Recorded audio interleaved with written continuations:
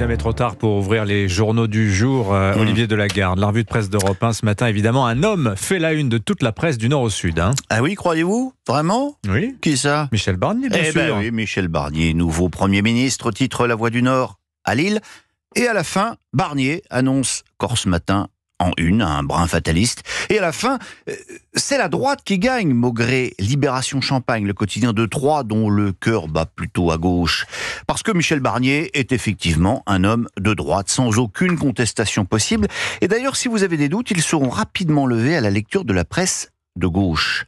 L'outrage, c'est par exemple le titre de l'Humanité, où dans un édito furibard, Marion Dallard enrage contre un Macron qui a choisi la continuation d'une politique inique, antisociale, ultralibérale, patriarcale, écrit-elle. D'autres à gauche frappent en première page la photo du pauvre Barnier d'un coup de tampon, ou plutôt d'une sorte de sceau d'infamie approuvé par Marine Le Pen. Bigre. Mais non. Calmons-nous, semble tempérer le Figaro. Michel Barnier, c'est le choix de l'apaisement, titre le journal, pour qui on sent bien que c'est quand même la divine surprise. En nommant Barnier à Matignon, Emmanuel Macron s'est finalement rangé à l'une des solutions les plus sages qui se présentaient à lui, se réjouit Vincent Trémollet de Villers dans l'édito du journal. Bon, évidemment, ajoute-t-il, le commentariat pointe la réserve, la cravate, le sérieux du nouveau Premier ministre. Mais quand la radio publique reçoit des chanteurs nus, que la conversation civique se fait sur TikTok, que le selfie s'est imposé comme acte politique suprême, on peut se demander si l'anticonformisme ne s'est pas réfugié dans l'expérience, l'exigence, la retenue et la tenue. Barnier, c'est le choix de la droite et de l'expérience, reconnaissent aussi les cathos de gauche de la Croix. Et puis, si la gauche n'est pas contente, elle n'a qu'à s'en prendre qu'à elle-même, rappelle l'opinion. L'opinion qui revient sur l'épisode Bernard Cazeneuve. Épisode qui laissera des traces, promet Antoine Oberdorf. Et de souligner que, sans l'opposition d'une frange des socialistes aujourd'hui, ce serait l'ancien ministre de François Hollande qui serait à Matignon. Bien vu. En lui promettant la censure, ces socialistes ont contraint Macron à se tourner vers la droite. Voilà, adieu la gauche qui ira, grand bien lui fasse, manifester demain. En attendant, dans les milieux économiques, on est rassuré, Olivier. Témoin ce long portrait que les Échos brossent du nouveau locataire de Matignon, Elsa Fresnay, Gabriel Grésillon et Derek Perrotte décrivent un homme sans sectarisme, réputé pour ses talents de négociateur.